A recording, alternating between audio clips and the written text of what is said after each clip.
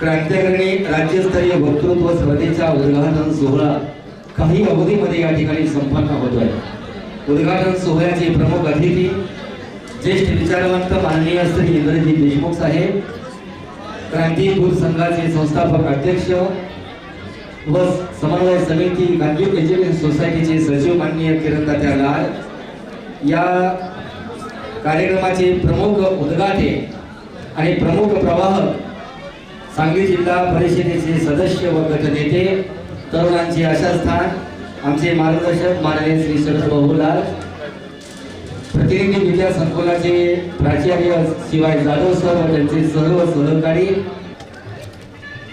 पाहुण्यांचं थोड्याच वेळामध्ये या सभा मंडपामध्ये आगमन होते। आपण सर्वांनी टाळ्याच्या गजरामध्ये त्यांचं स्वागत करूया। क्रांती अग्रणी राज्यस्तरीय वक्तृत्व स्पर्धेच्या उद्घाटन सोहळ्याचे उद्घाटन महाराष्ट्रातील वैखरीचे स्वामी म्हणून जे सर्वांना परिचित आहे, प्राचार्य शिवाजीराव भोसले, प्राचार्य राम शेवाळकर आणि सत्यसिद्धीमध्ये तमाम महाराष्ट्राच्या श्रोत्यांच्या कानावरचे नाव आदरानं पडते ते माननीय श्री इंद्रजीत लाड, महाराष्ट्रातील ज्येष्ठ विचारवंत हिवाय पाटील आवा, या क्रांती अग्रणी राज्यस्तरीय स्पर्धेचे उद्घाटक आणि प्रवाहक तरुणांचे आशास्थान माननीय शरद बहुलाल, महाविद्यालयाचे प्राचार्य के नगावले सर, या सर्वांना मी विनंती करतो व्यासपीठावरती आसनस्थ व्हावं। खास स्पर्धेसाठी आलेले आमचे गुरुवर्य सरगर सर, स्पर्धेचे परीक्षक म्हणून प्राध्यापक सुधीर इंगळे सर, प्राध्यापक डॉक्टर विष्णू वासमकर सर व प्राध्यापिका इंद्रायणी जवळ, या सर्वांचंच या क्रांती अग्रणी राज्यस्तरीय स्पर्धेच्या उद्घाटन सोहळ्यास मी मनपूर्वक स्वागत करतो। राज्यस्तरीय स्पर्धेच्या प्रकल्पाला आम्ही गेल्या 3 वर्षांमध्ये सुरुवात केली। गेल्या 3 वर्षांमध्ये क्रांती दिनाच्या निमित्तानं आयोजित केलेली ही क्रांती अग्रणी राज्यस्तरीय वक्तृत्व स्पर्धा युवरीशी रूप लाविले द्वारी, त्याचा वेलू गेला गगनावरी, मोगरा फुलला फुले वेची तासी भार कळी अशी आला। सन्माननीय पाहुण्यांना आणि परीक्षकांना आणि जमलेल्या सर्व श्रोत्यांना सांगायला अभिमान वाटतो की गेल्या 3 वर्षांमध्ये सुरू झालेले हे क्रांती अग्रणी वक्तृत्व स्पर्धेचं रूपटं बघता बहरलं गेलं।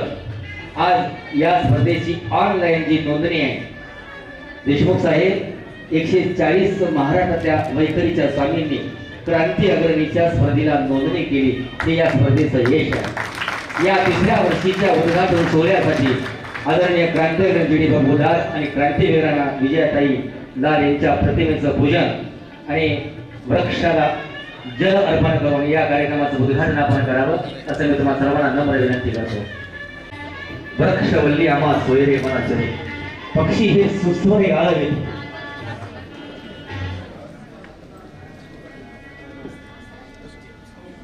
माननीय अरुणांच्या वाढदिवसानिमित्त कुंडलकरांनी देशमुख साहेब 70,000 रोपं लावण्याचा उपक्रम राबवला गेला आणि ते जगवले गेले। आज महाराष्ट्रातल्या प्रत्येक समारंभामध्ये वृक्षाला पाणी घालून वृक्ष लागवड केली जाते, पण वृक्ष संवर्धन केलं जात नाही। कुंडलमध्ये हीच क्रांती घडते। वृक्षाचं संवर्धन करण्याची पहिल्यांदा जबाबदारी घेऊन वृक्ष रोपण केलं जातं। हे कुंडलचं एक आगळं वेगळं वैशिष्ट्य आहे। ज्यांनी भारतीय स्वातंत्र्य लढ्यामध्ये इंग्रज सत्तेला हादरून सोडलं गेलं, ते क्रांती अग्रणीच्या विचाराचा वारसा घेऊन हे महाविद्यालय पुढे गतिमान होत आहे। आज या समारंभाला आपण सर्वच विचारवंत ज्ञाते वक्ते उपस्थित राहिला आहात। तुमचं पुनश्च एकदा हृदयापासून मी स्वागत करतो आणि या कार्यक्रमाचं स्वागत आणि प्रास्ताविक करण्याची विनंती या स्पर्धेचे निमंत्रक, सांगली जिल्हा परिषदेचे विद्यमान सदस्य व गटनेते, तरुणांचे आशास्थान, आम्हा सर्वांचे मार्गदर्शक माननीय शरद बहुलाल, स्वागत आणि प्रास्ताविक।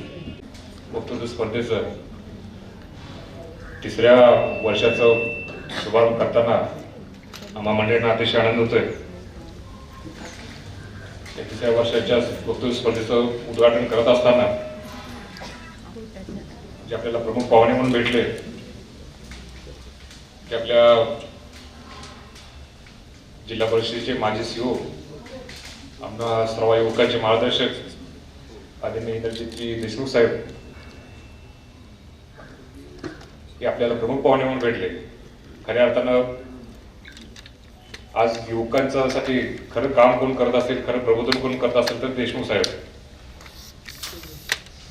प्रत्येक मकर संक्रांतीला युवा हृदय संमेलनाला घारीवाडीला जर आपण गेलात तर हजारो युवकांचा जमाव तिथं असतो. ते फक्त काहीतरी नवीन ऐकण्यासाठी, काहीतरी नवीन विचार घेण्यासाठी. आणि आम्ही देखील प्रत्येक वर्षी तिथं असतो. युवकांची बलदंड आणि वैचारिक पिढी घडावी यासाठी सदैव प्रयत्नशील असणारे तसे या स्पर्धेचे अध्यक्ष, क्रांती दूध संघाचे संस्थापक चेअरमन आदरणीय किरण तात्या लाड, या स्पर्धेच्या निमित्तानं उपस्थित असलेले आमचे ज्येष्ठ मार्गदर्शक, प्रबोधन चळवळीतील ज्येष्ठ विचारवंत आदरणीय विवाहबा पाटील सर, पोलीस पंचायत समितीचे उपसभापती आमचे सहकारी आदरणीय अरुणबापा पवार, या महाविद्यालयाचे प्राचार्य, या वक्तृत्व स्पर्धेचे संयोजक डॉक्टर के एम नरवडे सर, या स्पर्धेच्या निमित्तानं उपस्थित असलेले सगळ्या महाराष्ट्रातून आलेले सगळे स्पर्धक, या महाविद्यालयाचे विद्यार्थीनो, सगळा शिक्षक स्टाफ आणि बंधूंनो आणि भगिनींनो, ही स्पर्धा काय फार जुनी नाही. स्पर्धेचं फक्त 3रं वर्ष आहे. पण स्पर्धा ज्या हेतून आम्ही चालू केली, सुरुवात केली, तेच मुळात कुठेतरी वैचारिक बांधिलकी आपण सोडायची नाही आणि त्याची सुरुवात आपल्या युवकांपासून व्हावी, हा प्रामाणिक उद्देश त्या मागे होता.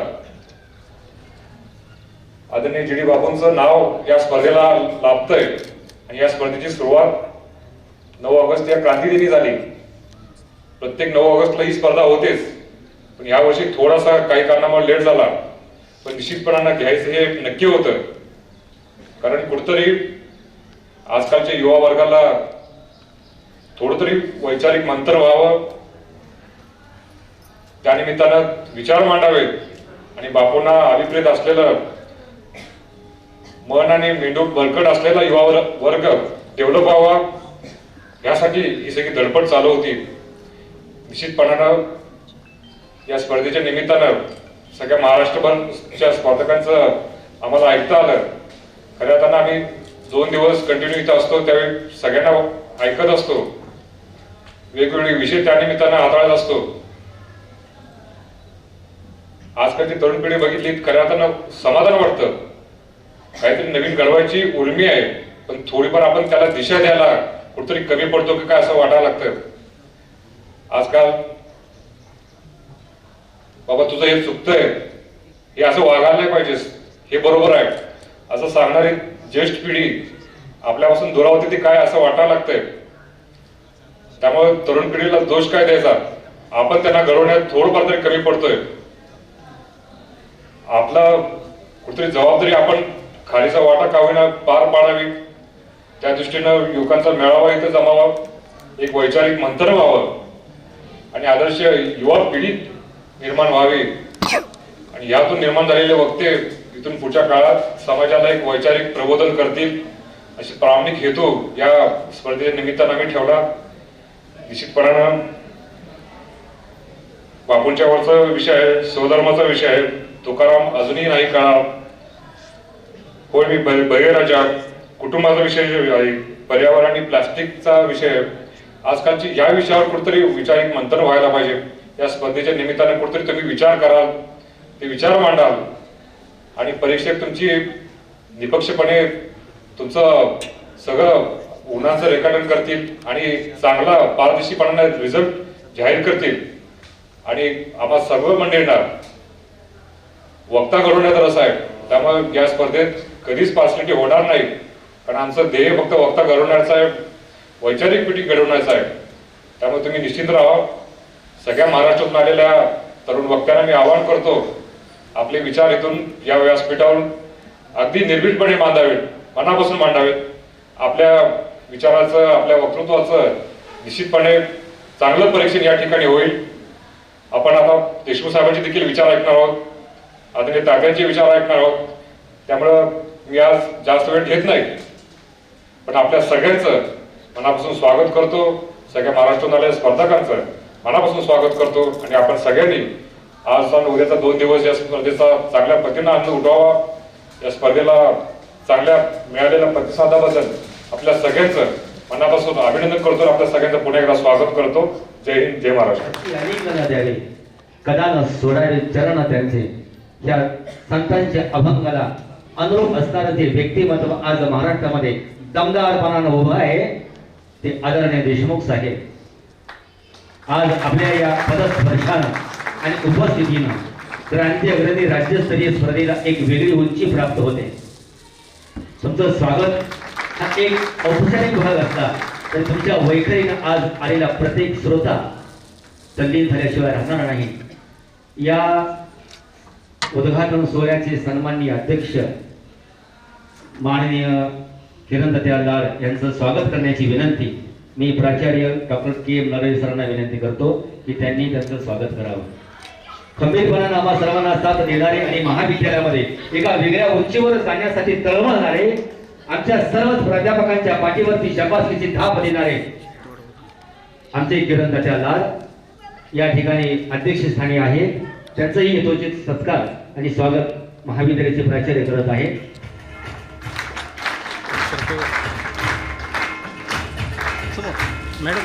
क्रांतिकारांनी पाक्षिक असे संपादक आणि महाराष्ट्रातील एक ख्यातनाम विचारवंत म्हणून ज्यांची ओळख आहे ते आदरणीय भीमराव पाटील आबा याही ठिकाणी उपस्थित आहेत. मी आदरणीय प्राचार्य साहेबांना विनंती करतो त्यांनी आबांचाही सत्कार करावा. ज्येष्ठ प्राध्यापक आणि या महाविद्यालयाचे संस्थापक प्राध्यापक डॉक्टर प्रताप लाड तमाम महाराष्ट्रातील येणाऱ्या वक्त्यांचं अत्यंत अचूक पद्धतीनं मूल्यांकन करण्यासाठी त्याच सुद्धा मुलाचे परीक्षक हवे असतात. स्पर्धेचा निकाल निकोप लावण्यासाठी ज्यांनी पहिल्या शिक्षणाला होकार दिला ते आमचे गुरुवर्य प्राध्यापक डॉक्टर विष्णू वासवकर सर, विलीनर महाविद्यालय सांगली यांना मी नम्र विनंती करतो की त्यांनी सत्कार स्वीकारण्यासाठी व्यासपीठावरती यावं. त्याच्या हातून PhD झालेली आहे. शिवाजी विद्यापीठ असेल, मुंबई विद्यापीठ असेल, पुणे विद्यापीठ असेल, अनेक स्पर्धेचं त्यांनी अचूक पद्धतीनं मूल्यांकन केलं गेलं. विद्यार्थ्यांच्या प्रबंधाचं अचूक मूल्यांकन करणारे एक दर्जेदार असणारे समीक्षक या ठिकाणी उपस्थित आहेत. आदरणीय गुरुवर्य सुधीर इंगळे सर यांचं स्वागत करण्याची विनंती मी आदरणीय भावना करतो. शाल, श्रीफळ आणि सन्मान चिन्ह. महाविद्यालय स्तरावरती त्यांचं नाव घेतल्यानंतर आमच्यासारखे असंख्य स्पर्धक बाहेर जायचे, निघून जायचे, भाग घेत नव्हते.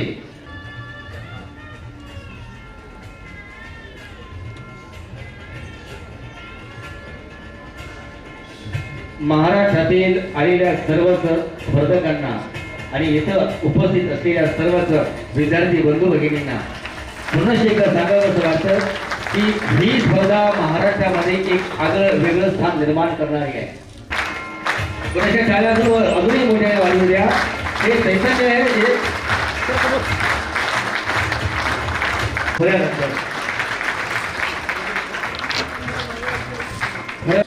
त्यांनी आमच्या विनंतीला मान दिला आणि एवढं त्यांचं टाइम अत्यंत बिझी असताना सुद्धा त्यांनी तत्काळ होकार दिला.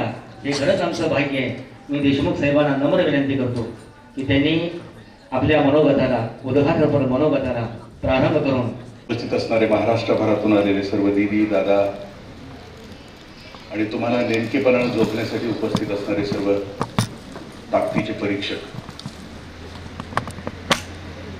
मला का बोलवण्यात आले मला समजलं नाही, कारण मी कुठल्याच वक्तृत्व स्पर्धेमध्ये कधीच भाग घेतला नव्हता आणि कधी नंबर पण माझा आला नव्हता.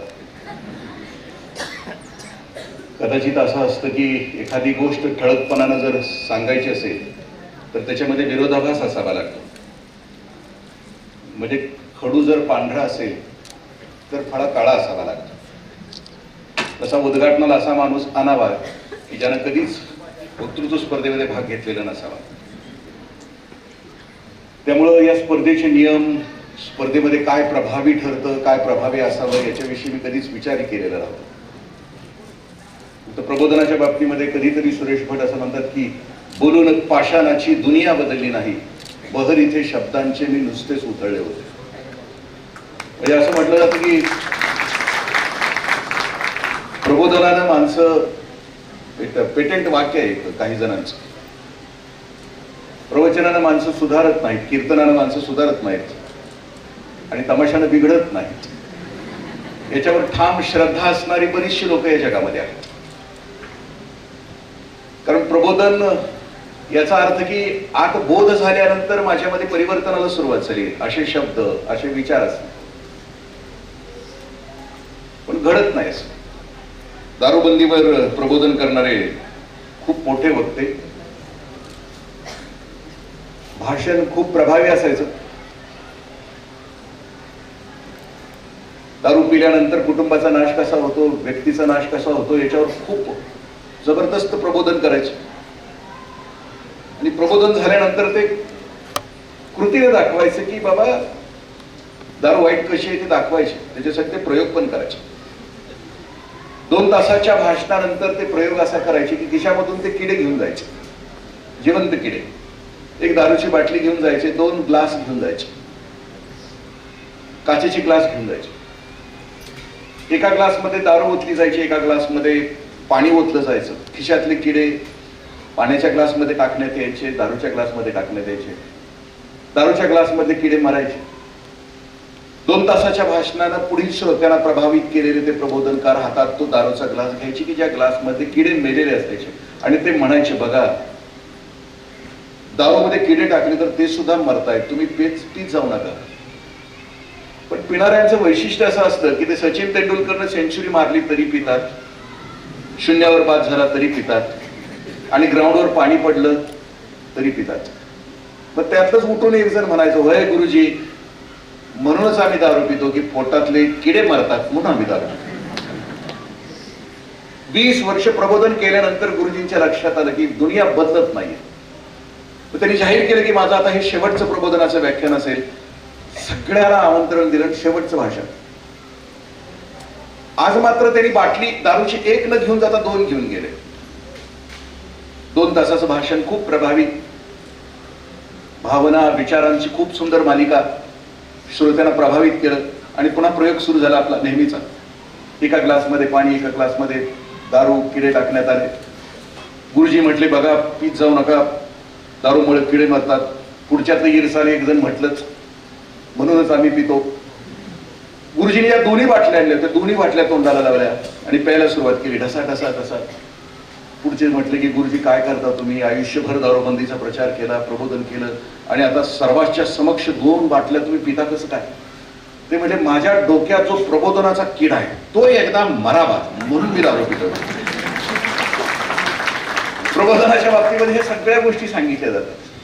पण एक ही गोष्ट सिद्ध आहे की माणसाच्या जीवनाची उंची जी मोजली जाते, माणूस जगतो 2 गोष्टीसाठी जगतो. एक स्टँडर्ड ऑफ लिव्हिंग साठी जगतो आणि एक स्टँडर्ड ऑफ लाईफ साठी जगतो.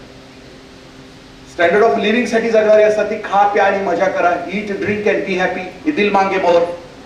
ब्रँडेड शूज, ब्रँडेड कपडे, ब्रँडेड गाड्या, ब्रँडेड मोबाईल. पण या माणसांची तऱ्हा असते, ते जगतात, खूप जण जगतात. एक खूप प्रख्यात विचारवंत एका किराणा दुकानामध्ये काहीतरी खरेदी करत होते. त्यांनी लिहिलेला लेख आहे. ते म्हणजे खरेदी करत होतो आणि मला तिथे एक नगरसेवक भेटले आणि ते त्यांना विचारत होते की तुम्ही एवढं लिखाण करता, एवढं बोलता, तुम्हाला काय मिळालं? ते म्हटले की मी काही शिकलेलो नाही, काही वाचलेलं नाही, काही नाही, तरी माझ्याकडे बंगला आहे, माझ्याकडे गाडी आहे, आता मी नगरसेवक आहे. पण तिथे आणि दादा दोघांच्या जीवनातला जर फरक आम्ही बघितला की समृद्धता असणारी विचारवंताची किंवा लेखकाच्या आतली जी समृद्धी आहे, ती समृद्धी हे स्टँडर्ड ऑफ लिव्हिंग वाल्याकडे असेलच असं नाही ना. मग आमचं जगणं नेमकेपणानं कोणत्या गोष्टीवर अवलंबून असेल? बाह्य जगतावर का आंतरिक समृद्धीवर? आणि आंतरिक समृद्धी ही विचारांच्यावर अवलंबून असते. आणि ते विचार, त्याची देवाणघेवाण, त्याचं समृद्धपणे पेरणी ज्या समाजामध्ये होते, म्हणजे स्टँडर्ड ऑफ लाईफ या शब्दाचा अर्थ समजून घ्यायचा असेल तर आम्हाला भूतानकडे बघावं लागेल. भूतानमध्ये तुम्ही डोकावलं तर 1988 साली भूतानमध्ये खून झाला, त्याच्यानंतर खूनच नाही, तिथं पोलीसच नाही. माणसाच्या जगण्याची उंची किती आहे बघ. इथं द्वेष नाही, मत्सर नाही, हिंसा नाही, घृणा नाही, एकमेकाची उणीधुनी नाहीत. या देशामध्ये बऱ्याच वेळेला आम्ही उभी राहतो तर दुसऱ्याची मापं काढण्यासाठी उभी राहतो, दुसऱ्याची उणीधुनी. आत्ताच आबांशी चर्चा होत होती की आम्ही दुसऱ्याचे मुद्दे शोधत असतो भाषणामध्ये की दुसऱ्याचं वाईट कसं आहे. पण आम्ही जे भाषण, आम्ही जे प्रबोधन दिले दादा, आम्ही जे भविष्यामध्ये येणार आहोत तो आमच्या या देशाला हवा एक सकारात्मक, एक भव्य दिव्य अशी विचाराची मालिका आहे. आम्हाला कोणत्याही इझम मध्ये न अडकता एक ह्युमॅनिझम मध्ये आम्हाला येता येईल का? नवसमाजाच्या निर्मितीमध्ये तुमच्या प्रबोधनाचं योगदान घेऊन जात असताना आम्ही त्या गोष्टीकडे ओढू शकतो का? मग त्या बाकीच्या गोष्टी बघितल्या जातीलच. त्या विचारांची ताकद मी आता सांगितली की तुम्ही उभे कसे राहता. बऱ्याच गोष्टीच्या क्षमतांचा विकास, म्हणजे स्पर्धा ही आम्हाला जुन्या पाठीमागच्या स्पर्धेपेक्षा नवीन स्पर्धेमध्ये आम्हाला आणखीन काहीतरी देते. तुम्ही कसदार वक्ता झाला की तुमच्या लक्षात येतं की पाठीमागच्या गोष्टी, पाठीमागच्या बोलण्यामध्ये माझी कुठं उणीव शिल्लक राहिली होती.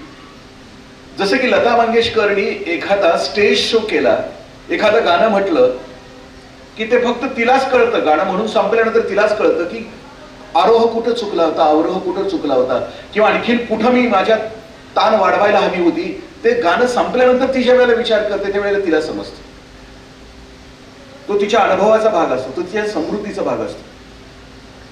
पण श्रोत्यांना त्याची दखल नसते की बाबा तिचा जो परफॉर्मन्स होता तो योग्यच होता, तिने केलेली गोष्ट होती योग्य, कारण श्रोते फक्त ऐकण्यासाठी आलेले असतात. पण तुम्हाला जर समृद्ध व्हायचं असेल, कालच्यापेक्षा आज आणखीन कसदार वक्ता व्हायचा असते. असं म्हटलं जातं की आमची आतली प्रगती day by day I am getting better and better. कालच्यापेक्षा मी आज आणखीन समृद्ध झालो, सर्वार्थाने समृद्ध झालो, शब्दांनी समृद्ध झालो, विचारांनी समृद्ध झालो, माझ्या शब्दफेकीमध्ये समृद्ध झालो, माझ्या असण्यामध्ये मी समृद्ध झालो.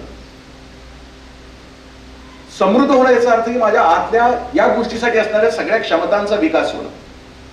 क्षमतांचा विकास याचा अर्थ की उभा राहण्याची सुद्धा क्षमता आहे. दोन्ही पायावर घट्ट उभा राहता येणं, बोलत असताना ही उभा राहण्याची क्षमता आहे. बऱ्याच जणांना उभाच राहता येत नाही, आणि त्यातल्या त्यात जीन पॅन्ट असेल घट्ट तर उभाच राहता येत नाही, एकदम स्किन टच असतो. माझा पुतण्या 1.5 पायावर उभा राहतो, जर ती स्किन टच घातली ना, मी म्हटलं काढून घाल की एकदा, तो म्हटला काका अर्धा तास लागतो. कोणत्याही ड्रेसमध्ये असला तरी तुला उभा राहण्याची क्षमता असं म्हटलं जातं. दुसरं म्हटलं की झोपण्याची सुद्धा एक क्षमता, क्षमतांची वाढ. म्हणलं प्रत्येक वक्तृत्व स्पर्धा आमच्या या क्षमतांच्या वाढीमध्ये असली पाहिजे. झोपण्याची एक क्षमता आहे. तुम्ही रात्री उजव्या कुशीवर झोपलाय, उत्तरेकडे तोंड करून झोपलाय, आणि दुसऱ्या दिवशी उजव्याच कुशीवर उठलाय आणि उत्तरेकडेच तोंड करून उठलाय, असं घडत नाही. ज्याचा दिवस चांगला असतो ना त्याची रात्र चांगली असते. आज रात्री तुम्ही स्वतःच्या भोवती खडून आखून ठेवा आणि उद्या कुठल्या दिशेला तोंड आहे आणि कुठल्या कुशीवर उठलाय बघा, आपल्या लक्षात येईल की रात्रभर फिरतंय ते गार गार गार गार. दिवसभर जिथं चॅटिंग केलेलं असतं ना त्या चॅटिंग भोवतीच फिरत असते ते रात्रभर.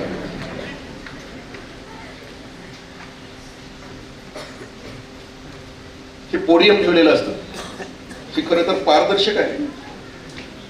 हे पूर्वी अपारदर्शक असायचं, कारणच ते आहे. दिदी आणि दादानं तुम्ही वक्ता आहात याचा अर्थ तुमच्याकडे 1000 हत्तींचं काळीज आहे. तुम्हाला सुरुवातीलाच मी तुमचं अभिनंदन यासाठी करतो की वक्ता होण्याची ताकद, त्याच्या आतलं जे हृदय आहे ना, काळीज आहे, ते खूप मोठं असावं लागतं. 4 चौकात गप्पा हाणणारे कधी वक्ता होऊ शकत नाही. हे पोडियम यासाठी असतं, हे पारदर्शक ठेवलंय अपारदर्शक ठेवलंय याच्यासाठी असतं की हितनं वर काय चाललंय ते बघता यावं, पण हितनं खाली त्याच्या आत काय काय चाललंय ते लोकांना बघता येऊ नये, म्हणून खरं तर पोडियमची व्यवस्था असते. कारण एक एक शब्द बोलत असताना, विचारांची जुळणी करत असताना सगळं शरीर तुमचं बोलत असतं, आणि बोलत असताना खालचं सगळं शरीर थरथरत असतं. काही वक्तांना काही सवयी असतात लक्षात ठेवण्याच्या. जसं तुम्ही काही आता मुद्दे लक्षात ठेवले, 7 मिनिटाच्या भाषणामध्ये मुद्दे घेऊन आलाय, आणि मुद्द्यासाठी कदाचित पाठांतर तुमचं चांगलं असेल, खूप काम केलं असेल, तुम्ही खूप तपश्चर्या केली असेल, तुम्ही बोलाल छान. पण जेव्हा अर्ध्या पाऊण तासाचं भाषण असतं त्यावेळेला काही मुद्दे लक्षात ठेवत. पूर्वी एक असे वक्ते होते, त्यांचं मुद्दे लक्षात ठेवण्याची एक त्यांची कृती होती. ते कोट घालायचे, कोटाच्या खालून त्याचं एक बटन असं उघडं करत जायचे. हा मुद्दा संपला की ते कोटाचं बटन उघडवायचं, पुन्हा दुसरं उघडवायचं, असं 5-6 5-5 10 मिनिटांना त्याचं बटन उघडवायचं. पुन्हा ते बटन घालत घालत घालत खाली जायचे, आणि शेवटचं बटन घातलं त्यांनी की मग त्यांचं भाषण संपायचं. आणि त्यांच्या एका मित्राच्या लक्षात आलं की हो गडी असा बोलतोय. मग ज्या दिवशी त्याच्या कॉलेजवर ते आले बोलायला त्यावेळेला त्यांनी म्हटले आता ह्याचं जमूनच टाकायचं, कामच करायचं. पण त्यांनी मधलंच एक कोटाचं बटन होतं ते तोडूनच टाकलं. तसं भाषण सुरू झालं. पहिला मुद्दा संपला, दुसरा संपला, तिसऱ्याला गुरुजींना ते सापडायचंच बंद झालं की आता काय, इथला मुद्दाच लक्षात येणार त्यांची.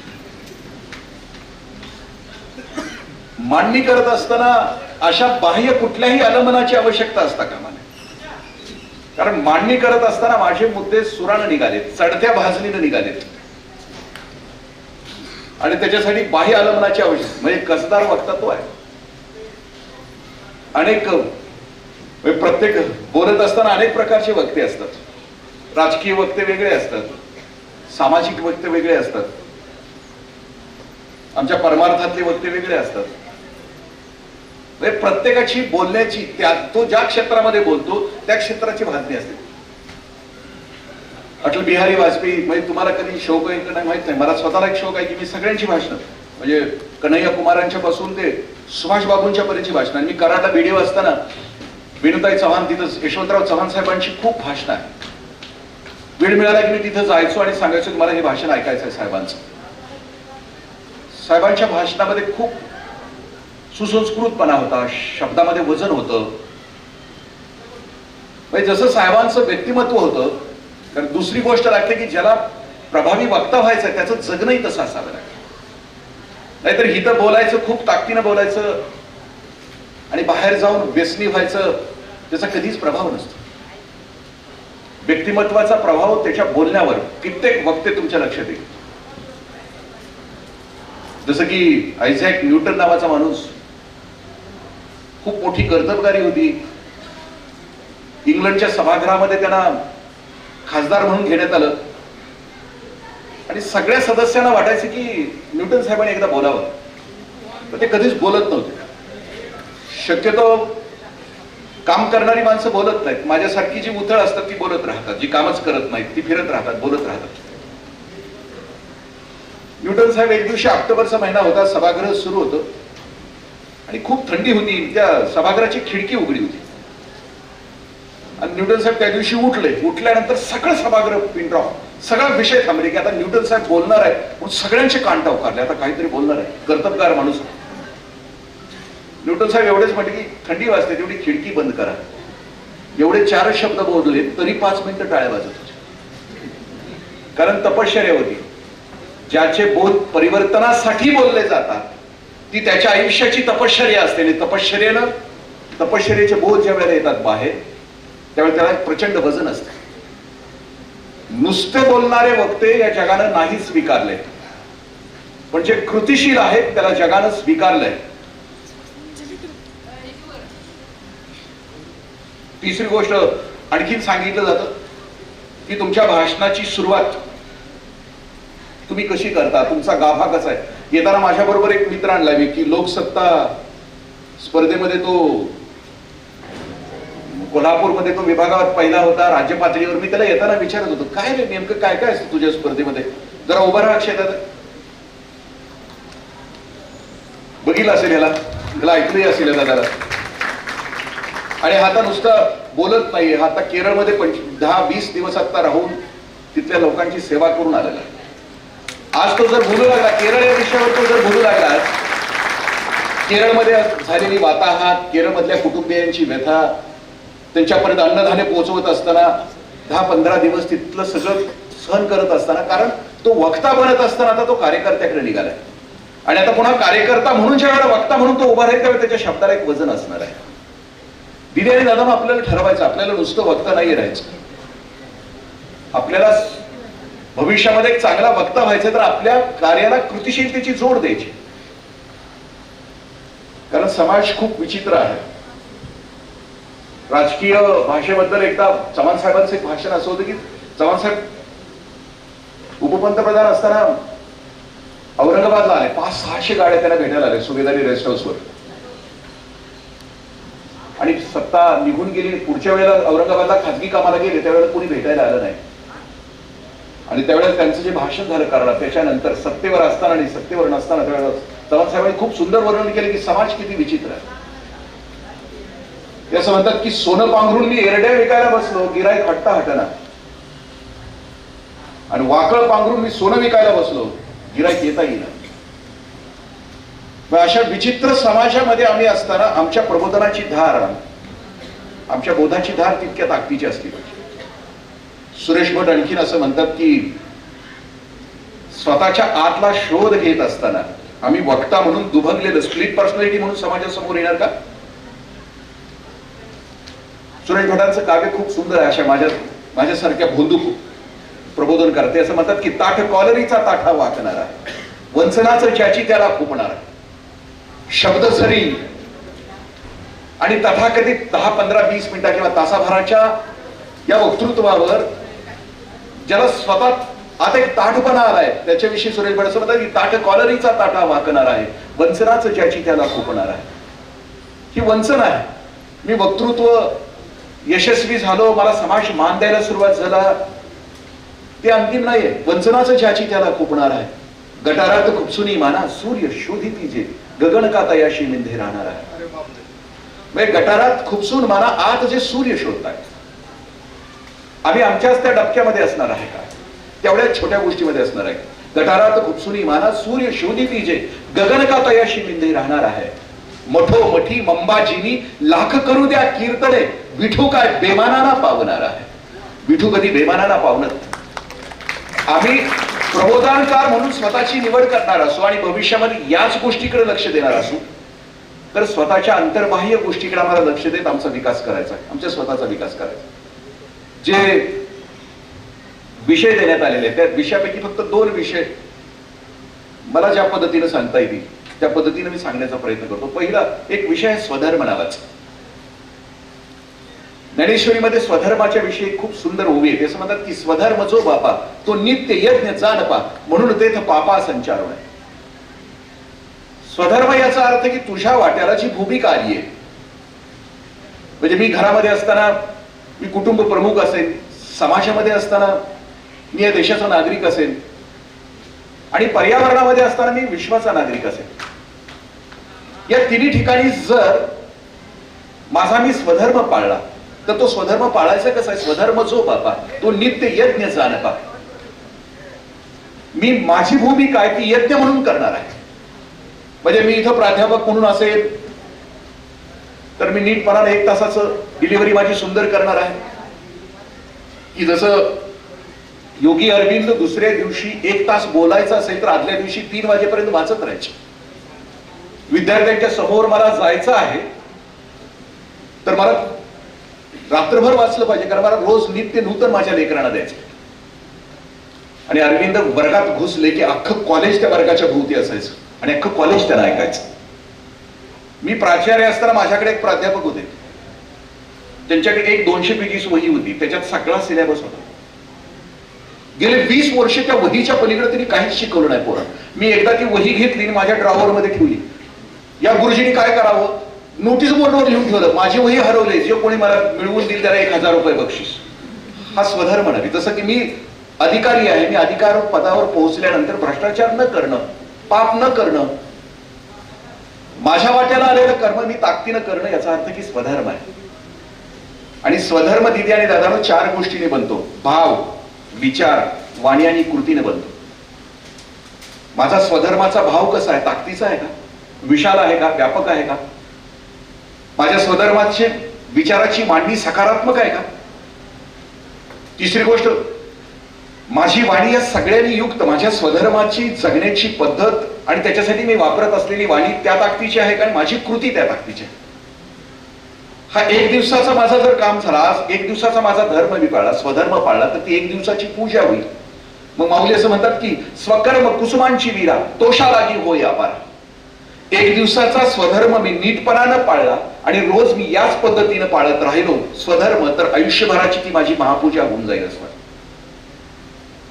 आम्ही आजूबाजूला जर बघितलं प्रत्येकाचा स्वधर्म आमच्या स्वतःचा, तर तो स्वधर्म कुठं चुकतो हा लक्षात आला आमच्या, तर ह्या स्वधर्माची मांडणी नीट प्रमाणे. त्याच्यातला शेवटचा विषय की पर्यावरणाच्या प्रदूषणाचा. 2009 साली एक वसुंधरा परिषद भरली त्या परिषदेमध्ये एक स्लोगन होतं, ते स्लोगन मी शेवटी माझ्या या मुद्द्याच्या शेवटी मांडेल. बरं, तुम्हाला जर बघता आलं, ज्याला पर्यावरणाची मांडणी करायची आहे त्याला अल गोअरची एक छोटीशी फिल्म आहे 1.5 तासाची, द इनकन्व्हिनियंट ट्रूथ नावाची फिल्म आहे. त्या फिल्म मध्ये त्यांनी दाखवलं की 2050 साली पृथ्वीचा अंत अटळ आहे. तुम्हाला बघता आली तर त्याचं मराठीमध्ये भाषा 2050 साली या पृथ्वीचा अंत अटळ आहे. पर्यावरणाविषयी मांडणी करताना हा अमेरिकेचा उपराष्ट्राध्यक्ष आहे, त्याने उपराष्ट्राध्यक्ष पद सोडून पर्यावरणाला स्वतःचं आयुष्य दिलंय. त्या फिल्म मध्ये गेल्या 4-5 वर्षामध्ये आणि पर्टिक्युलरली गेल्या 150 वर्षामध्ये पृथ्वीवर जो बदल होतोय त्याची मांडणी करण्यात केली. त्याच्यावर तो असं म्हणतो की दर 5 वर्षाने या पृथ्वीचं टेम्परेचर 1 डिग्री सेंटीग्रेड वाढत आहे. मी ग्रामसभेला गावामध्ये गेलो की एका बाजूला वयोवृद्ध माणसं बसवायचो आणि एका बाजूला तरुणी पोरं बसवायचो आणि म्हाताऱ्या कोताऱ्या माणसांना सांगायचो की हे तरण्या पोरांना सांगा की तुमच्या काळचं गाव कसं होतं. काल हे गाव संतांचे होते, आज का बकाल झाले. पूर्वी नक्षत्र विचारली जायची, नक्षत्र किती तर 9 नक्षत्र सांगितली जायची, म्हणजे 105 दिवस पाऊस पडायचा. मी माझं गाव माहुली म्हणून आहे, इथून 25-30 किलोमीटरवर. माझ्या गावचा डाटा घेतला, 1990 सालापर्यंत माझ्या गावाला 46 दिवस पाऊस पडत होता. 2000 साली माझ्या गावाला पाऊस 33 दिवस पडतोय आणि गेले 15-16 वर्षामध्ये माझ्या गावाला 16 दिवस पाऊस पडतो. 2.5 मिलीमीटर पाऊस 1 दिवसामध्ये पडला, म्हणजे तो पावसाचा 1 दिवस झाला. अल गोर म्हणतोय ते सगळं खरं आहे. शिंक्यापर्यंत वाड्याला पाणी असायचं. त्यावेळेचे आमचे जुने खेळ जे असायचे की विटी दांडू हे सगळे खेळ असायचे. मग त्यावेळेला जी समृद्धी होती माझ्या गावामध्ये, ती समृद्धी पर्यावरणाच्या विनाशाने आज इथपर्यंत येऊन ठेपली असते. तो असं म्हणतो की 2050 साली 55 डिग्री सेंटीग्रेड तापमान ज्या वेळेला पृथ्वीचं असेल त्यावेळेला खायला अन्न नसेल. 55 डिग्री सेंटीग्रेडला, कारण ते कृषी शास्त्रज्ञांच्या समोरचं आव्हान असेल की 55 डिग्री सेंटीग्रेडला अन्नधान्याची उत्पादनं होतील अशी शोध त्यांना लावावी लागतील. 2050 साली प्यायला पाणी नसेल. मी स्वतः डेप्टी कमिशनर होतो पुण्याला. 2011 साली महाराष्ट्रामध्ये जो दुष्काळ पडला त्याच्यामध्ये 1836 गावामध्ये, म्हणजे 5 जिल्ह्याच्या 1836 गावामध्ये टँकर होता. अल गोर असं म्हणतो की 2050 साली पाण्यासाठी लष्कर तैनात करावं लागेल. खायला अन्न नसेल, प्यायला पाणी नसेल, श्वास घेण्याची लायकीची हवा नसेल. आज जर तुम्ही पुण्यामध्ये गेला आणि पुण्याच्या डेक्कनच्या चौकामध्ये उभा राहिला तर तिथं आजचं प्रदूषण किती आहे ते इलेक्ट्रॉनिक्स मीडियमवर दाखवलं जाते समोर. आजही तुम्ही गेला तर 250-260 युनिटचं तुम्हाला प्रदूषण पुण्यामध्ये दिसेल. माणूस सर्वसाधारणपणे 50 युनिट पर्यंत स्वतःला जिवंत ठेवू शकतो. आज पुण्याचा माणूस 10 वर्ष पुण्यात राहिला आणि तो मेला आणि त्याचं फुफ्फुस जर फाडलं तर त्याच्यामध्ये 20 ग्रॅम तुम्हाला काजळी दिसेल. तो असं म्हणतो की खायला अन्न नसेल, प्यायला पाणी नसेल, श्वास घ्यायला हवा नसेल. आणि त्यावेळेला ती जी पिढी आहे, भविष्यातली पिढी आहे, ती पिढी फिरून बाप पिढी राहते. त्यावेळेला तुम्ही कदाचित बाप असाल का 2000 किंवा आजोबा असाल आणि त्यावेळेला ती पिढी तुम्हाला फिरून प्रश्न विचारेल. अल गोर म्हणतो की ती प्रश्न विचारेल की हे बाबा, आम्हाला कुठली वसुंधरा ठेवलीस आमच्यासाठी? तुम्ही केली मजा आणि आम्हाला तुम्ही सजा देताय.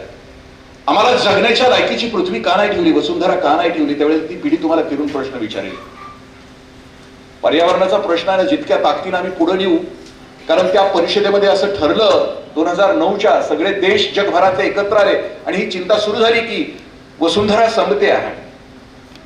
कारण त्यावेळेचा विचार एक असा होता की या पृथ्वीवरची नुसती माणूस नावाची जात संपली तर पृथ्वी पुन्हा 3 वर्षामध्ये बहरेल.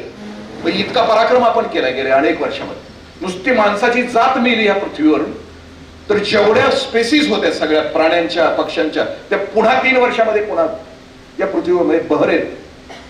पण ही माणूस नावाची जात 50 पर्यंत जरी जिवंत राहिली तरी संपून जाईल. कालच्या केरळच्या भूमिकेविषयी कालचं जे भाषण आपण ऐकलं असेल माधवराव चितळे सरांचं, ते म्हणतात की आम्हीच केलेल्या गोष्टी आहेत. कारण आतापर्यंत दक्षिण आणि उत्तर अंटार्क्टिकावरचा बर्फ 10% वितळलाय. 2050 साली तो 35% वितळणार आहे आणि मुंबईच्या वर 11 मीटर इतकं पाणी येणार आहे. म्हणजे मुंबईचा समुद्र आहे तो खोपोलीपर्यंत पोहोचतो. आणि ही सगळी आम्हीच केलेली गोष्ट असते. त्या वसुंधरा परिषदेमध्ये चिंतन असं झालं की ह्या पर्यावरणाच्या प्रश्नावर प्रत्येकानं स्वतःची जबाबदारी स्वीकारून ही वसुंधरा सांभाळायला हवी. ते म्हणतात की think globally, act locally and response personally. आणि दुसरी गोष्ट आहे, दुसरी स्लोगन देण्यात आली त्याच्यामध्ये, मी नाही तर आणखीन कोण, आणि आता नाही तर मग कधी. म्हणजे पर्यावरण जर वाचवायचं असेल तर मी नाही वाचवणार तर आणखीन कोण वाचवणार, आणि आता नाही वाचवणार तर मग कधी वाचवणार. म्हणजे या प्रश्नाचं गांभीर्य ज्यांनी विषय निवडलाय त्यांच्यापर्यंत पोहोचवण्याचा प्रयत्न केला. आणि समारोपाला आपली वाणी कुणाचं आयुष्य उद्ध्वस्त करणारी नसावी भविष्यामध्ये. आपली वाणी समाज, व्यक्तीला आधार देणारी, बळकट करणारी, एक सकारात्मक विचार पेरणारी असावी. तुम्ही जिथं जाल तिथं तुमचं हसत स्वागत व्हावं, आदर तुमच्याबद्दल व्हावा. तुम्ही खूप व्यापक विशाल मनाचे प्रबोधनकार म्हणून लोकांनी तुमचा स्वीकार करावा. टीका करायला फार काय लागत नाही. विदेने दादा, आयरन आहे ना, आयरन खूप टिकते पण हातोडा जास्त टिकत नाही. एक आयरन हजारो हातावडे तोडते. असं म्हटलं जातं की अमृत पितो तो देव असतो आणि विष पितो तो महादेव असतो. आपल्या आजूबाजूचं हलाहल आपल्या कंठाच्या आत पचवून जगाला जे द्यायचंय ते मात्र अमृत द्यायचंय, आणि ते महादेव तुम्हाला होऊन प्रबोधनकाराची भूमिका तुम्हाला. निळकंठ तुम्हाला यासाठी व्हायचा की तुमचा गळा निळा होईल. अमृत विष तुमच्या आजूबाजूला पसरले ते विष गळ्यापर्यंत येऊ द्या, ते तुम्ही पचवा. पण समाजात मात्र पिचकारी मारत असताना तुमच्या वाणीची पिचकारी ही अमृताचीच असली पाहिजे. पुढच्या पिढीला धारण करणारी असायला पाहिजे. तुमच्या आजूबाजूचा भोवताल मानव नावाची जात खूप सुखानं जगता यावी अशी तुमची वाणी असावी. तुझ्या श्रमास प्रतिष्ठा मिळव, सकळांचे लक्ष तुझकडे वळव, मानवतेचे तेज झळझळ विश्वा माझी आयो. तुम्ही ज्या वेळेला प्रबोधनकार म्हणून याल या दुनियेमध्ये त्यावेळेला तुमच्याकडे बघताना तुम्ही मानवतेचे पुजारी आहात, तुम्ही महादेव आहात. म्हणून एक सकारात्मक विचाराची मांडणी करणारे ताकदीचे विचारवंत आहात. अशा प्रकारची मांडणी भविष्यात तुमच्याकडून व्हाल. ही स्पर्धा तुमच्यासाठी एक छोटीशी गोष्ट आहे. आयुष्याचा आवाका प्रचंड आहे. अनुभवानं, वाचनानं. मी स्वतः माझ्या घरामध्ये टीव्ही नाही दिली आणि दादानं. व्हॉट्सअपवर खूप कमी असतो. आता तुमचं वय आहे, मित्रमैत्रिणी आहेत, किती काळ चॅटिंग करायचं ठरवून घ्या ना. मैत्रिणी असायला मित्रमैत्रिणी असायला माझा विरोध नाहीये, लोकशाही आहे. पण ठरवून घ्या दोघांनी किती वेळ, एक तास, संध्याकाळचा 1 तास, दिवसभर. पुटुक वाजलं की जर तुमचं तिकडे लक्ष गेलं तर इकडे विचारांच्याकडे नाही लक्ष लागणार. कारण विचारांची धारा समृद्ध करण्यासाठी एकाग्रतेची आवश्यकता असते, खूप छान मनाची आवश्यकता असते, विशाल मनाची आवश्यकता असते. विचाराची कोणती मांडणी करायची तेवढं फक्त एकच उदाहरण देतो आणि मी माझ्या वाणीला विराम देतो आणि तुम्हाला शुभेच्छा देतो. समाज वाट बघतोय सुपुत्रांची आणि सुकन्यांची. तुमची वाट बघतोय. मी 2 गोष्टी सांगत असतो. माझ्या लहान मुलांच्यात गेलो की तिथल्या व्याख्यानामध्ये एक गोष्ट चिमुरड्याला सांगत असतो की पोरं, लेकरांना तुमच्यासाठी कोण वाट बघतोय, काय करायचं. ती लहान मुलांची दुसरी एक मोठी 2 गोष्टी सांगतो. मला येताना अक्षय म्हटलं की काका उदाहरणं लय द्यायची नसतात स्पर्धेमध्ये. पण म्हटलं मला उदाहरणाशिवाय झेपतच नाही. आणि ज्ञानेश्वरी नावाची, ज्ञानेश्वरी 9000 ओव्यांची आहे, त्याच्यामध्ये 2500 दृष्टांत आहेत, 2500 उदाहरण आहेत. कारण प्रबोधन करायचं आहे ते शेवटच्या माणसाचं करायचं आहे. जो हुशार आहे तो वाचेल, चिंतन करेल. कारण संतांच्या वाणीमध्ये आणि प्राध्यापकांच्या वाणीमध्ये फरक असतो. म्हणजे एखादा तत्वज्ञानाचा प्राध्यापक असेल आमच्या वनमाने सरांच्या सारखा, संतांच्या वाणीत आणि तत्वज्ञानाच्या वाणीमध्ये फरक कोणता असतो. तत्वज्ञानाच्या प्राध्यापकाचं एखादं लहान बाळ रडायला लागलं तर हे तत्वज्ञानाचे प्राध्यापक हातामध्ये असे बाळाला घेतील, म्हणतील बाळा पंचमहाभूत कधी रडली होती का, आत्मा कधी रडला होता का, माया कधी रडली होती का. ही अवघड भाषा. पण प्रबोधनकाराची आणि संतांची भाषा कशी असते. समजा प्राध्यापकांचं ते लहान बाळ रडत आहे, प्राध्यापकांची एक मोठी मुलगी आहे 7-8 वर्षाची, ते बाळ रडतंय म्हणून आतून ती मुलगी येते, त्या बाळाला उचलते, म्हणते बाळा अडगुलं मडगुलं सोन्याचं कडगुलं. बाळ शांत होत आहे. अडगुले मडगुलेची भाषा आहे ती प्रबोधनकाराची भाषा असायला पाहिजे. दुर्दैवानं जे बोजड बोललं जातं, अवघड बोललं जातं, विचारांची प्रचंड आदळण केली जाते, त्या भाषणाचा नंबर निघतो बऱ्याच वेळेला. पण प्रबोधन याचा अर्थ की जिथं घुसायचं आहे, जिथं वाणी पोहोचवायची आहे तिथपर्यंत ती पोहोचली पाहिजे. म्हणजे जिथं धक्का लागायचा तिथं धक्का लागला पाहिजे वाणीनं. एकदा शरद तळवळकर सर वरून निघाले होते. शरद तळवळकर विनोदी, खूप स्वतःवरही विनोद करायचे. म्हणजे वाणी जिथं पोहोचायला पाहिजे तिथं पोहोचायला. पर्वतीवरून ते सायकल घेऊन खाली निघाले होते. खाली मड निघालं होतं, अंत्ययात्रा निघाली. आणि यांच्या लक्षात आलं तळवळकर सरांच्या, तळवळकर सर प्रत्येक गोष्टीवर विरोध करायचे, आपल्याला माहिती आहे. त्यांना टक्कल होतं. त्यांना विचारलं की टक्कल असण्याचा एक फायदा सांगा, 2 तोटे सांगा. ते लगेच म्हटले फायदा एक आहे की बायको डोक्यावर बसण्याची शक्यता नाही. तोटे 2 आहेत, ते म्हणजे की तोंड धुताना नेमकं ठरवता येत नाही की कुठपर्यंत धुवायचं. आणि बारशाला आणि 12व्याला नाम वरताना नक्की ठरवता येत नाही की हे नाम नेमकं वर कुठपर्यंत घ्यायचं. ते वरून खाली येतं, ते विनोदाचा भाग. हे मध्ये मध्ये असं बोलावं लागतं. दीर्घ भाषण असलं ना, असं मध्ये हसवावं लागतं. हसला की वृत्ती प्रफुल्लित होतात, ऐकण्याची क्षमता वाढते, असं कोणीतरी लिहिलंय त्या पुस्तकामध्ये. त्यावेळेला कसं खाली आले, अंत्ययात्रा निघाली होती, ब्रेक तुटला होता. त्यांनी वरून ओरडायला सुरुवात केली, आली आली. आता आली म्हणजे आता त्यांना काय कळणार आहे. आली आणि ते मड्यावर थटली. थटल्यावर पब्लिकनं जे करायचं ते केलं काम. तिथून बाहेर आले तळवळकर साहेब, सायकल घेतली हातात, लांब जाऊन उभे राहिले. आणि ते म्हणजे लगा ज्याला धक्का लागलाय ती काय बोलायला तयार नाही, आणि तुमचाच का चवना चाललाय. धक्का लागलाय ते. तसं प्रबोधनकाराची वाणी नेमकी जिथं पोहोचायला पाहिजे. प्रचाराची भाषणं वेगळी, प्रबोधनाची वेगळी, परिवर्तनाची वेगळी. प्रचार याचा अर्थ की सगळ्यांना समजावं. प्रबोधन याचा अर्थ की नेमकेपणानं ज्यांच्यासाठी बोलतोय त्यांच्यापर्यंत पोहोचावं. आणि परिवर्तन याचा अर्थ की विचारात संपून टाकायचा आहे, नव्या विचाराची मांडणी करायची आणि त्याच्यासाठी पुढच्याला तयारी करायची, ती परिवर्तनाची वाणी. आम्हाला जर ठरवायचं, मी मगाशी म्हटलं की मी 2 गोष्टीतून सांगतो. मगाशी ईद का चांद नावाची एक कहाणी आहे, 1920 साली लिहिण्यात आलेली आहे. तुम्ही ऐकली आहे. त्याच्या खूप पुन्हा नवीन गोष्टीमध्ये ती कहाणी परिवर्तित झाली. 9-10 वर्षाचा मुलगा आहे. आई एकटीच आहे, वडील नाहीयेत.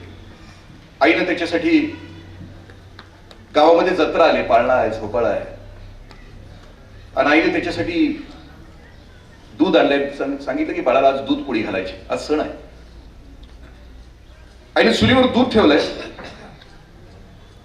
बाळ भोवती खेळताय, ते दूध ओतू गेलं. उतू जात असताना आईच्या लक्षात आलं की उतू जर गेलं तर बाळाच्या मुखामध्ये 2 घास न पडणार. त्या आईने ते भांडं असं पकडलं आणि बाजूला ठेवलं. बाळाच्या लक्षात आलं की आज आईला भाजलंय, फोड उठलेत. जेवण झाल्यानंतर आईने त्याच्या हातामध्ये 100 रुपये दिले. म्हणजे बाळा जा, आपल्या गावात जत्रा आली, पाळण्यात बस, झोपाळ्यात बस, जिलेबी खा, रेवडी खा, मजा कर, परत ये. बाळाने ते रुपये घेतले, ते बाहेर आलं. पाळण्यात आमची मुलं बसली होती. खा प्या आणि मजा करा, eat drink and be happy. इंडियातली पोरं बसली होती. हे दिल मांगे मोर, सोनू तुला भरोसा नाही का, त्या ती पोरं बसली. बाळानं बघितलं एकदा पाळण्यातल्या मुलांच्याकडे, 100 रुपयाची नोट खिशात ठेवली, चापसून बघितली. झोपाळ्यात आमची पोरं बसली होती. बाळानं नोट पुन्हा चापसली. काही मुलं जिलेबी खात होती, खाता खाता खाली सांडत होती. त्या लेकरांना माहित नव्हतं ना, या देशामधल्या 19 कोट घरामध्ये 2 वेळेला चूल नाहीये पेटत. मुलं रेवड्या खात होती. बाळ कुठंच थांबलं नाही. संध्याकाळी का ठिकाणी थांबलं.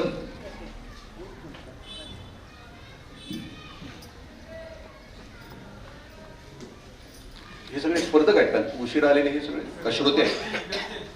हा, असं आहे का? हा, नाही, श्रोत्यांचे प्रकार असतात. पुढचे असतात ते हौसे असतात, मधले असतात ते गवसे असतात, शेवटचे असतात ते नवसे असतात. हौसे ना ऐकायला आलेले पुढचे, मधले आता आम्हाला दिसायला पाहिजे, भावना दिसायला पाहिजे.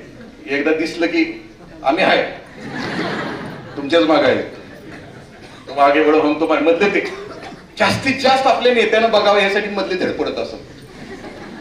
आणि नवसे असतात ते असे दाराजवळ असतात. पुढच्याचा खेळ बरा चाललाय का तर थांबायचं, नसेल तर मागच्या मागे कातरायचे. किती मागे कसं म्हणजे उशिरा आलेले तसे आहेत का? आणि काही लोकांना उशिरा यायची सवयच असते. कुठं जाऊ दे उशिराच जातात. हे सिनेमाला जरी गेले तरी अंधारात दुसरीची पावलं तुडवत आपल्या खुशीत. लग्नाला जरी गेले तरी 7व्या मंगलाष्टकाला जाते. दुसऱ्याचं तांदूळ घेऊन 3ऱ्याचं लग्न करतो. पण ही इतकी इरसाल असतात की पंक्तीला मात्र पहिले असतात. मला माहिती. आपलं कुठपर्यंत आलं होतं बाळ गावाच्या बाहेरून 100 रुपयाची एक वस्तू घेतली, त्यानं रद्दी पेपरमध्ये गुंडाळली, ते घराकडे आलं. आईने विचारलं की बाळा उशीर का झाला? बाळ म्हटलं काही नाही. आई डोळे झाक, हात पुढं कर, मी तुझ्यासाठी काहीतरी आणलंय. आईने डोळे झाकले, हात पुढे केले. बाळानं जी वस्तू आणली ती आईच्या हातात दिली. आईने ती वस्तू उलगडून बघितली. ती वस्तू होती चिमटा होता, सांडशी होती. बाळ म्हटलं, बाळानं सकाळी बघितलं होतं की आमची वाणी मी ह्यासाठी सांगितलं की हा देश सुपुत्र आणि सुकन्यांच्या शोधात आहे. जसं त्या आईला चटका बसल्यानंतर बाळाच्या लक्षात आलं की मला सांसी न्यायची आहे, तसं दिदी आणि दादा तुमच्या माझ्या देशामध्ये दारिद्र्य, निरक्षरता, लोकसंख्या वाढ, पर्यावरणाचं प्रदूषण, भ्रष्टाचार, बेईमानी, गद्दारी पावला पावलावर आहे. आणि यासाठी तुमची वाणी त्या कारणासाठी. जे वक्ते म्हणून आलेत आणि जे बोलतायत एकमेकात त्यांना हे जमणार नाही राजानो. कारण ज्याला वक्ता व्हायचं नाही त्याच्याकडे ऐकण्याची क्षमता असावी लागते, सगळ्यात मोठी ऐकण्याची क्षमता. इथं आलं पाठ करून हे जर कवा गुराळ संपते मी कवा पुढे जातोय, जे असं आहे ना त्याला जमणार नाही. त्याला पुढच्याच सुद्धा ऐकावं लागतं, जरी रिपीट असलं तरी ऐकावं लागतं. चांगला वक्ता हा चांगला श्रोता असतो आणि त्याच वेळेला तो चांगला वक्ता होऊ शकतो. हे ज्याला समजलं तो आता बोलणार नाही शेजाऱ्याशी, आणि तो वक्ता असेल तर, श्रोता असेल तर गिद्दे दामटून तुझी काय अडचण होती. लास्ट समारोप करतो. मी इथं यासाठी बोलतोय की बापूंचे, जेडी बापूंचे जे गुरुजी होते क्रांतिसिंह नाना पाटील, त्यांची भाषा अशीच होती. म्हणजे गावरान, म्हणजे त्यांचं असं म्हणायचं की इंग्रज सरकार ह्या बोकडागत आहे, शेतकरी राजा ह्या बोकडाला यासाठी सांभाळतो, याला यासाठी खाऊ घालतो की एकदा ना एकदा ह्याला कापायचं आहे आणि म्हणून ह्या बोकडाला जोगवायचं. शेतकऱ्याला कळून जायचं. तसं हे इंग्रज जे भारतात येऊन खाऊन खाऊन माजायला लागले, ह्याला जर माघारी घालवायचं असेल तर आता जोगवतंय तेवढं जोगवू द्या, कारण त्याशिवाय कापायला मजा यायची नाही. ही क्रांतिसिंहांची वाणी होती.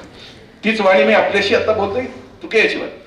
दिदी आणि दादा मग समारोप करताना मी म्हटलं की जे पसरवायचं आहे समाजात सकारात्मकता, पॉझिटिव्हिटी, की आजूबाजूला जे चाललंय ना प्रहार करणं, विष टाकणं, आणि ती कोणती सकारात्मकता आहे, तुम्ही कुठल्या गुणवत्तेच्या भविष्यात असायला पाहिजे, काय पेरायला पाहिजे. शेवटच्या कहाणीनं मी समारोप करतो. समुद्राच्या काठाला एक भाऊ आणि बहीण खेळतायत. खेळून झाल्यानंतर हे भाऊ बहीण आपल्या घराकडे निघालेत. घरी जाताना रस्त्यावर एक दुकान आहे खेळण्याचं. भाऊ पुढे निसटून जातात. ती 5-6 वर्षाची बहीण पाठीमागं थांबते. खेळण्याच्या दुकानामध्ये एका बाहुलीवर तिची नजर जाते. भाऊ पुढे गेल्यानंतर त्याच्या लक्षात आले बहीण पाठीमागं राहिली. तो परत येतो. बहिणीकडे एकदा बघतो, तिची नजर कुठे तिथं बघतो. बहिणीची नजर ज्या बाहुलीवर आहे ती बाहुली उचलतो आणि बहिणीच्या हातात देतो. ते म्हणतो तुला आवडली का? ती म्हणते हो. बहिणीच्या चेहऱ्यावरचा आनंद बघतो. आणि आता ते दुकानदाराकडे निघालाय. खिशात पैसा नाही, याला नोटा माहित नाहीत, पैसे माहित नाही, पण उगाच मान फुगवून काका ताट करून ते दुकानदाराकडे आले. दुकानदाराने तो तुमच्यासारखा आहे, तुझ्या श्रमास प्रतिष्ठा मिळव, सकळांचे लक्ष तुझकडे वळव, मानवतेचे तेज झळझळ. त्याला माहिती समाजात काय पेरायचं आहे, त्याला माहिती आहे. त्याच्याकडे गेल्यानंतर हा विचारतो दुकानदाराला की मालक किती पैसे, बाहुलीची किंमत काय? दुकानदाराला माहिती आहे ह्याच्याकडे पैसे नाही, उगाच फुगले. ती म्हणते तुझ्याकडे किती? त्याने खिशात खेळताना जे शिंपले घातलेले होते दोन्ही खिशामध्ये सगळे शिंपले काढते टेबलवर ठेवते. ती दुकानदार पण मोजायला सुरुवात करते. त्याला माहिती आहे काय पेरायचं आहे समाजामध्ये. ही म्हणते कमी आहेत का? त्याला विचारते कमी आहेत का? दुकानदार म्हणतो नाही. 5-6 शिंपले बाजूला काढून घेतो. म्हणतो बस किंमत झाली याची, एवढीच आहे. हे बाहेर जात आहे, बहिणीच्या खांद्यावर हात ठेवून घरी निघून जात आहे. तिथलं जे दुकानदार आहे, दुकानदाराचं जे नोकर आहे ना, ती ईर्षाला आपल्यासारखा आहे, किडकाय, सडकाय, उचकाय.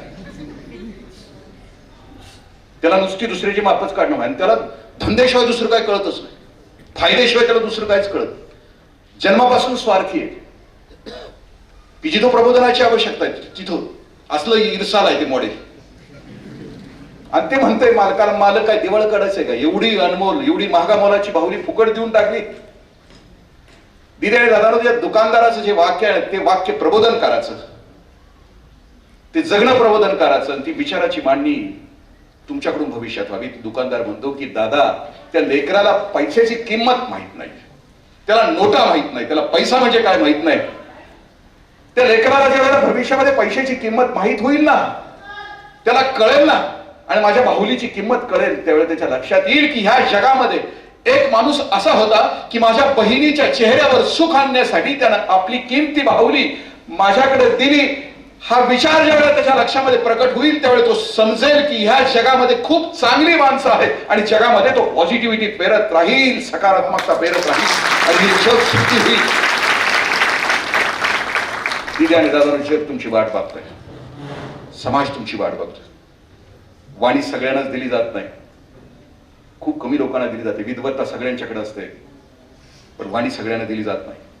मी आजारी होतो, 6 महिने मणक्याच्या विकाराने मी रुबी हॉस्पिटलमध्ये पडून होतो. मला प्राचार्य शिवाजीराव भोसले सरांचा फोन आला. अर्धा तास माझ्याशी बोलत होते. ते सांगत होते की इंद्रजीत, ज्याने लोकांचे मनके ताट करायचे तोच मनका तोडून झोपून राहिला तर लोकांनी बघायचं कोणाकडे. ते म्हणत होते की वाणीचं सामर्थ्य सगळ्यांनाच दिलं जात नाही इंद्रजीत. गेल्या अनेक जन्माची, गेल्या अनेक वर्षाची तपश्चर्या बनवून त्याच्या जिभेवर विराजमान होते आणि मग तो बोलू लागतो. ज्याला वाणी दिले त्याला एक दिवस ही विश्रांती घेण्याची, त्यानं कधीच विश्रांती घ्यायची नसते. प्रबोधनकारानं एक दिवसाची विश्रांती घेणं याचा अर्थ निसर्गाचा संदेश 1000 माणसांच्या पासून पोहोचण्यासाठी वंचित होण्याचा. तुला कोणत्याही प्रकारची विश्रांती घेता येणार नाही. तुला उठावं लागेल, तुला चालावं लागेल, तुला बोलावं लागेल आणि पुन्हा एकदा तुझ्या वाणीनं पाणनिवडी बनून महाराष्ट्रामध्ये फिरावं लागेल. ही प्राचार्य शिवाजीराव भोसले सरांची, मी आजारी असताना मला प्रेरणादायी अर्ध्या तासाचं त्यांचा फोन होता. दिदी आणि दादा, खूप मोठी क्षमता निसर्गानं दिली, कारण वक्तृत्व हे देणे ईश्वराचं आहे, निसर्गाचं देणं आहे आणि तो कुणालाही देत नाही. तुमची गुणवत्ता आहे, तुमची लायकी आहे, तुमची पात्रता आहे आणि म्हणून ते तुम्हाला बहाल केलं. जपून ठेवा, वाढवा आणि वाढल्यानंतर असे पसरा समाजामध्ये की लोक तुमची वाट पाहतील, तुमची आणि तुमच्या विचारांची. जय हिंद, जय महाराष्ट्र. महाविद्यालय स्तरावरती एकाही स्पर्धेत भाग न घेणारा पण सत्यस्थितीमध्ये लाखो वक्त्यांना दिशादर्शक ठरणारा एक महाराष्ट्राचा एक वैचारिक वक्ता माननीय श्री इंद्रजीत देशमुख साहेब आपल्या विचाराचा निश्चित मागोवा आणि आचारधर्म इथं सहभागी झालेला प्रत्येक स्पर्धक घेईल आणि उद्याचा महाराष्ट्र अत्यंत मानवतेचं मंदिर उभारेल असा एक आशावाद व्यक्त करतो.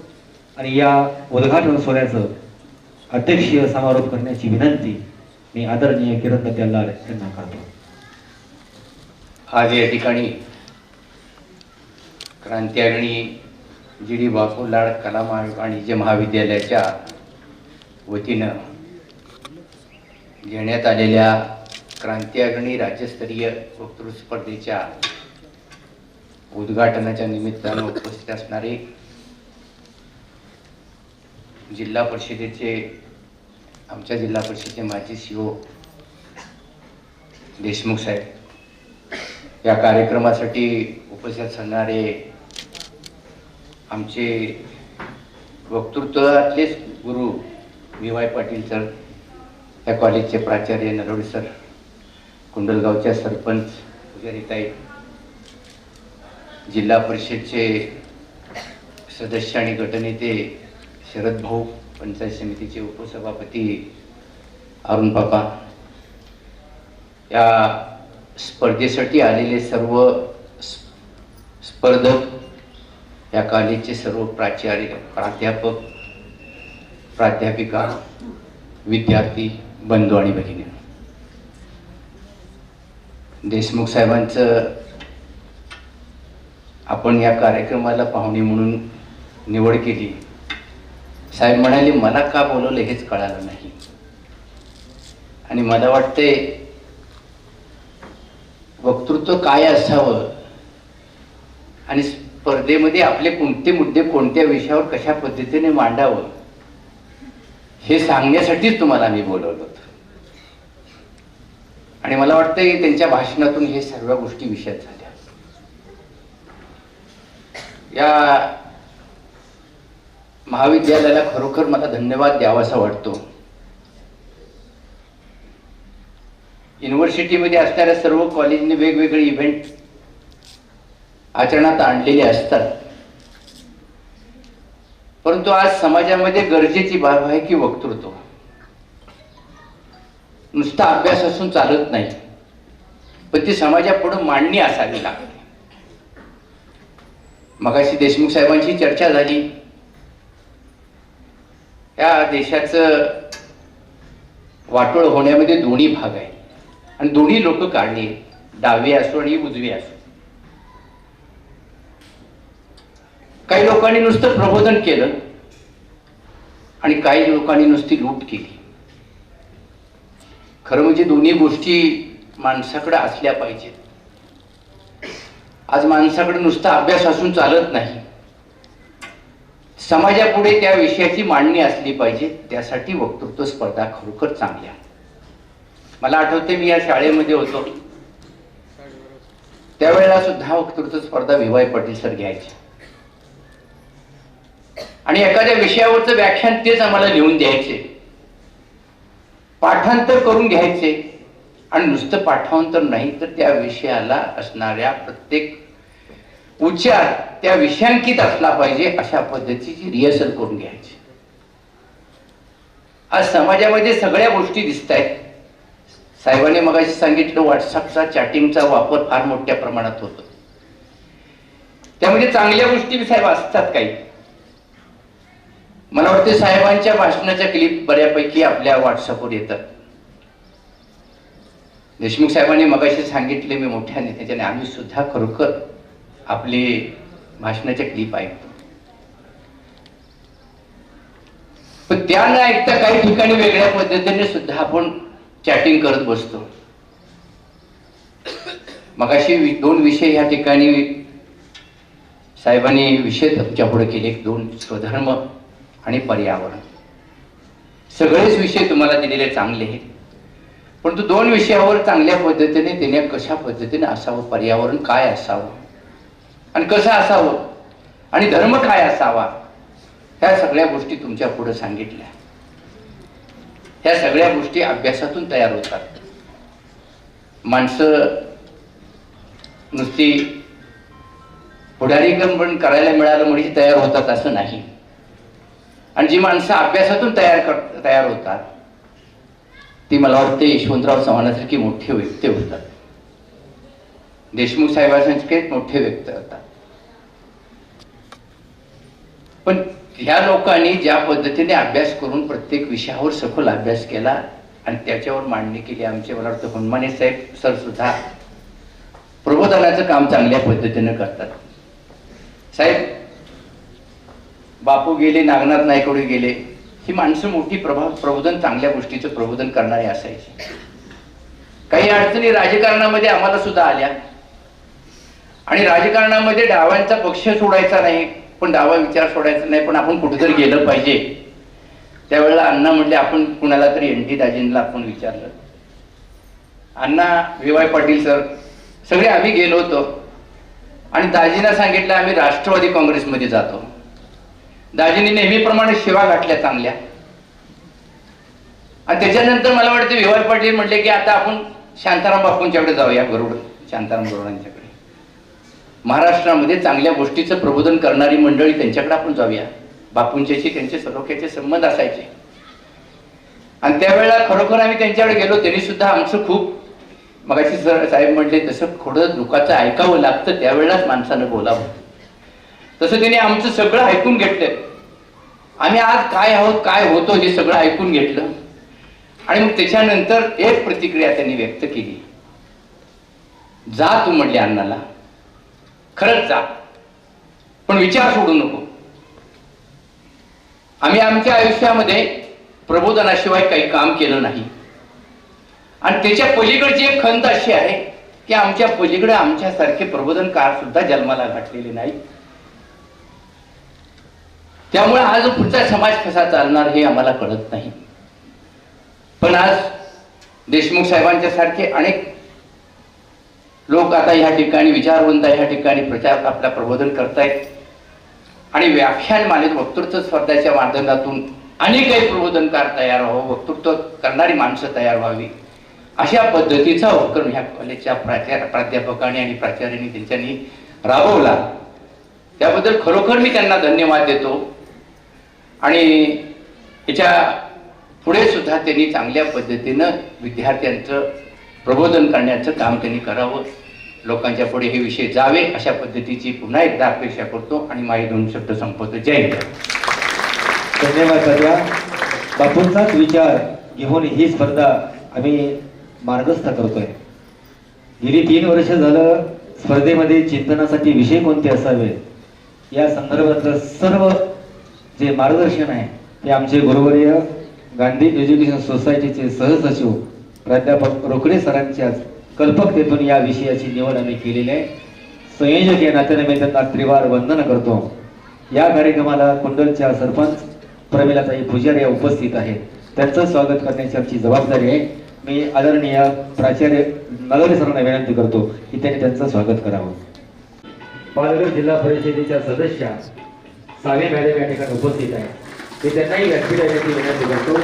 आदरणीय माहुली त्यांचा सत्कार करावा.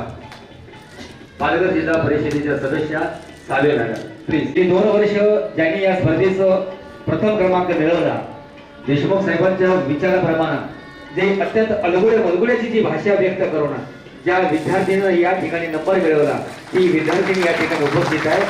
मी ऐश्वर्या भद्रेला विनंती करतो तिने आणि समाज जीवनामध्ये प्रबोधनाचीच पताक हातामध्ये घेऊन विचार फेरले गेले. आदरणीय देशमुख साहेबांना मी विनंती करतो की गत वर्षीची विजेती ऐश्वर्या भद्रे मुंबई हिचा आपण सत्कार करून आशीर्वाद द्यावा. केदार कीर्तीकर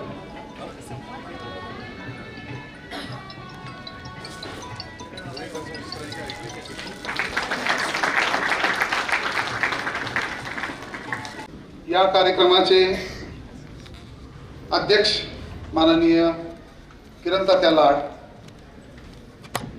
व्यासपीठावर उपस्थित असलेले माननीय श्री शरद भाऊ लाड, विभा आबा,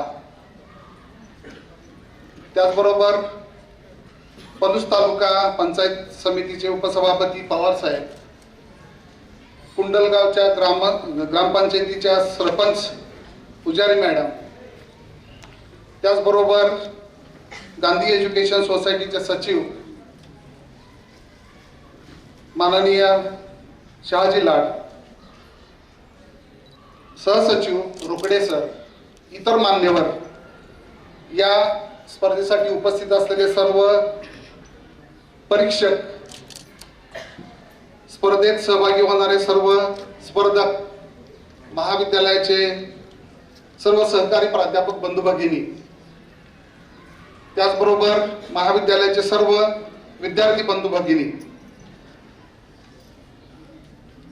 ज्यांनी आपल्या व्याख्यानातून परिवर्तनाची वैचारिक मेजवानी आपल्याला उपलब्ध करून दिली.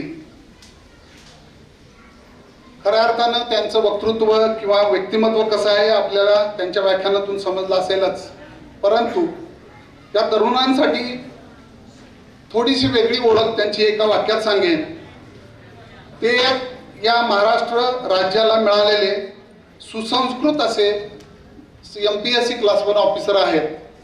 ज्या ज्या वेळेला आम्ही त्यांच्याकडं व्हिजिट दिली त्या त्या वेळेला त्यांच्या केबिनमधून बाहेर पडणारे जे अभ्यागत होते त्यांच्या चेहऱ्यावरचं समाधान किंवा त्यांना ज्या कामासाठी ते भेटलेले आहे त्या कामाचं उत्तर निस्पृहपणे किंवा प्रामाणिकपणे दिलेलं हे आम्ही प्रत्यक्ष पाहिलेलं आहे.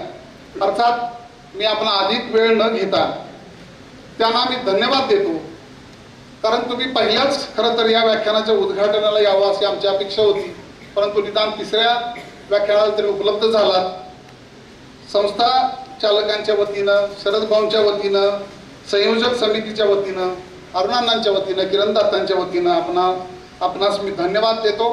व आम्ही आपल्या नेहमी या वैचारिक मेजवानीचं स्मरण आमचे विद्यार्थी करतील. त्याबरोबर आम्ही सेवक सुद्धा नक्कीच तुमच्या मनातील किंवा तुमच्या ज्या व्याख्यानातून आम्हाला अभिप्रेत असणारा प्राध्यापक तयार व्हावा यासाठी नक्की प्रयत्न आमचे सगळे सेवक करतील. त्याचबरोबर ऐन वेळेला अरुण अण्णांना चेअरमन साहेबांना मुंबईला जावं लागलं. अचानकपणे तात्यांना आम्ही विनंती केली की तुम्ही अध्यक्षीय मनोगत व्यक्त करावं. अतिशय समयसूचकपणे त्यांनी होकार दिला आणि चांगली वैचारिक मांडणी आपणापुढे केलेली आहे. त्याबद्दल संयोजकाच्या वतीनं मी त्यांना धन्यवाद देतो.